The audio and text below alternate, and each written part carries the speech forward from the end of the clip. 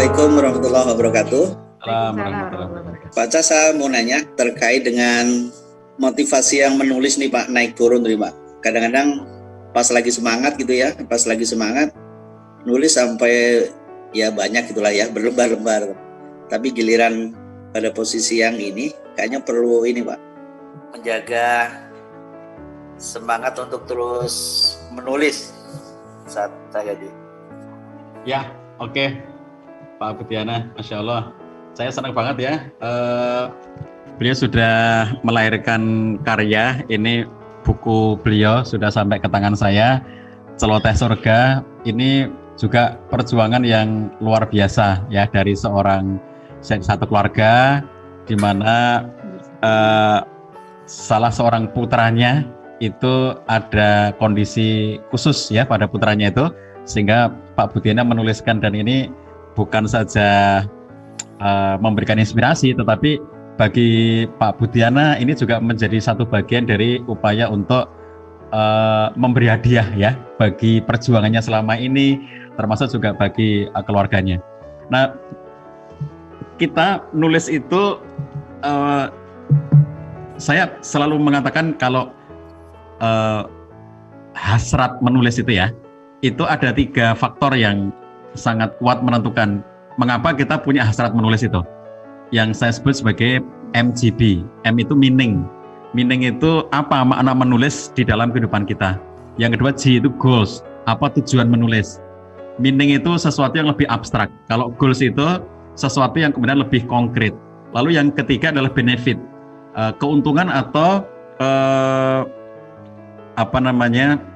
keuntungan atau sesuatu yang pengen kita dapatkan, kayak apa yang di dalam bayangan kita itu ya. Saya ambil contoh misalnya gini, kalau meaning itu sesuatu yang abstrak. Contohnya misalnya kalau seseorang mengatakan saya ingin mengubah dunia lewat tulisan saya, itu namanya meaning ya.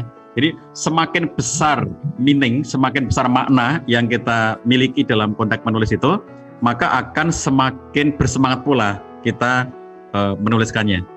Jadi kira-kira pertanyaannya adalah sepenting apa ya. Jadi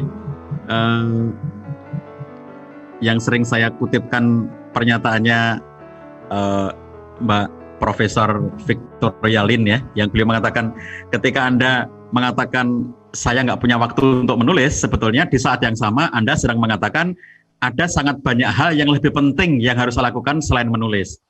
Jadi sebetulnya bukannya tidak punya waktu, tetapi babnya adalah manajemen kepentingan. Meaning, sebesar apa makna menulis itu dalam kehidupan kita. Jadi kalau kita mempercayai sesuatu dari tulisan ini, kalau saya nggak percaya bahwa tulisan itu bisa mengubah, kayaknya saya nggak akan nulis. Kalau saya tidak percaya bahwa tulisan saya itu punya pengaruh, saya nggak akan menulis gitu.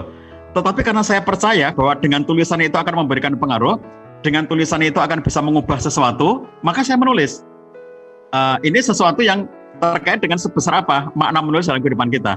Jadi kalau semakin besar kita memberi makna, atau kalau dalam bahasa yang lainnya itu meaning itu semacam ini. Kalau kita tidak bisa memberi makna yang besar, maka paling tidak kita mengikatkan diri dengan sesuatu yang lebih besar daripada kita. Contohnya begini, yang sering diceritakan oleh Zuckerberg, Mark Zuckerberg. Dia mengatakan cerita yang sering dia ulang-ulang, kata dia, ini cerita favorit saya, kata Zuck.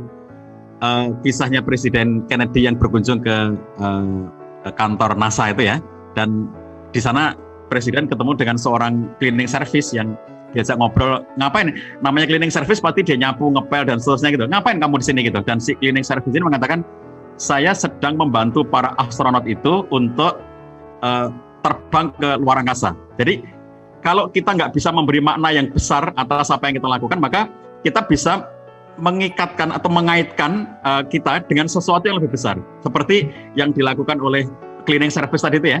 Dia hanya membersihkan, ngepel, ngelap meja dan seterusnya. Mungkin bagi orang lain itu kecil, tapi karena dia mengikatkan diri, menghubungkan dirinya dengan sesuatu yang lebih besar, maka dia menjadi bermakna di situ. Saya membantu para astronot itu untuk terbang ke angkasa luar. Kalau nggak ada cleaning service, kacau semua kantor ini. Bisa jadi nggak berangkat itu, batal berangkat semuanya karena kacau sistemnya gitu. Jadi sesuatu yang kalau kita berikan makna besar di dalam proses menulis itu, mesti akan memberikan energi pada kita, mesti akan memberikan semangat pada kita. Nomor 2-nya G, tujuan, goals-nya apa? saya bertujuan mengedukasi, saya bertujuan memotivasi, saya bertujuan menginspirasi. Jadi saya berharap itu yang sering saya sebut sebagai who and do. Who itu adalah siapa segmennya, do adalah apa yang kita harapkan terjadi pada pembaca setelah membaca tulisan kita. Saya berharap mereka teredukasi, saya berharap mereka termotivasi, saya berharap mereka terinspirasi. Itu tujuan. Kemudian benefit, MGB, meaning, goals, benefit. Apa benefitnya yang kalau bagi yang sudah lama menulis kayak saya, benefit itu sesuatu yang sudah saya rasakan. Kalau bagi teman-teman yang baru memulai menulis, maka benefit itu sesuatu yang bisa jadi diharapkan, karena belum tentu dia merasakannya. Tapi di sini saya tadi ngelihat ada nama Bunda Helen Patraliza. Bunda, hadirkah? Bunda Helen ini itu penyintas. Beliau punya satu sakit ya yang lumpuh, tapi tidak total. Jadi separuh bagian kanan dari tubuh beliau itu menjadi tidak bisa optimal digerakkan. Nah, secara medis itu yang punya penyakit seperti beliau itu, sakit seperti beliau itu tidak boleh diam, gitu. Jadi mediknya adalah menyuruh orang seperti ini harus terus aktif untuk melatih ototnya. Jadi kalau orang seperti ini diam, dia nggak berkegiatan apa-apa, itu yang semula lumpuhnya separuh bisa menjadi total, gitu. Maka beliau kemudian sadar akan itu, beliau dengan segala kondisi sakitnya itu, beliau tetap datang ke sekolah tempat beliau mengajar, naik bis Damri dari kota Palembang menuju tempat beliau mengajar itu 1 jam perjalanan, kemudian pulang lagi nanti sore 1 jam perjalanan, naik bis Damri yang sama, kemudian beliau aktifkan menulis dan sekarang bukunya sudah jadi, sedang diedit. Masa editing dan di penerbitan, tapi bukunya sudah jadi. Jadi kalau kita lihat di sini ada kemanfaatan yang dirasakan, misalnya kayak Bunda Helen itu dia ngerasain di antara kemanfaatan yang sudah dirasakan adalah dengan menulis dia menjadi sehat, dengan menulis dia menjadi sembuh gitu ya. Nah ini kemanfaatan, benefit yang beliau dapatkan. Tidak selalu berupa materi. Misalnya kalau materi itu kan kayak saya bisa membuat rumah, saya bisa beli mobil, saya bisa jalan-jalan kemana-mana, itu semuanya karena dari jalur buku dan hal yang terkait dengan buku yang tadi saya katakan, semua kegiatan kami connected ya. Jadi kami terundang kemana-mana karena buku, kami mengisi forum juga karena buku, jadi dari seluruhnya itu connected. Artinya kalau seorang yang sudah lama menulis seperti yang kami lakukan, maka benefit itu sesuatu yang kami sudah dapatkan. Artinya kami ngerti benefitnya. Mengapa menulis itu? Kami tahu benefitnya. Saya sekelompok emak-emak itu bikin karya bersama berupa antologi di Jogja. Terus kemudian begitu karya mereka sudah selesai, namanya tulisan banyak orang yang antologi ini, teman-teman semuanya pasti sudah pengalaman yang antologi-antologi itu ya. Itu kan dengan segala kualitas yang sangat beragam itu.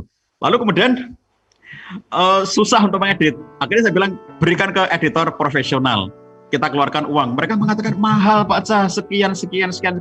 Saya bilang itu nanti kalian kalau tahu hasilnya buku ini terjual berapa, kalian akan tahu bahwa itu murah gitu. Jadi akhirnya harus mengeluarkan uang 7,5 juta untuk editor plus layout plus cover dan seterusnya, belum biaya percetakan, 7,5 juta dikeluarkan. Tetapi begitu kemudian buku dicetak, terbit, itu keuntungan total mereka di cetakan pertama itu 75 juta rupiah.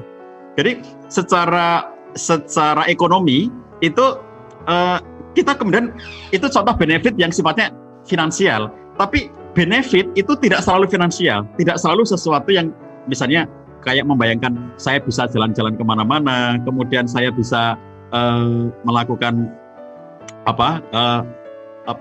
kapitalisasi ya istilahnya itu ya, mendapatkan berbagai hal yang didapatkan secara ekonomi itu tidak selalu begitu ya. Tapi contoh-contoh seperti tadi saya cerita Bunda Helen yang dia kemudian menjadi sembuh karena itu, atau ada Mak Widyesti namanya ya, beliau juga penyintas, ada Mak Umur Rohimah, beliau juga penyintas, dan sekian banyak penulis yang lainnya yang itu juga penyintas, dan itu membuat mereka menjadi happy dengan menulisnya, menjadi sehat, menjadi memiliki harapan dan seterusnya.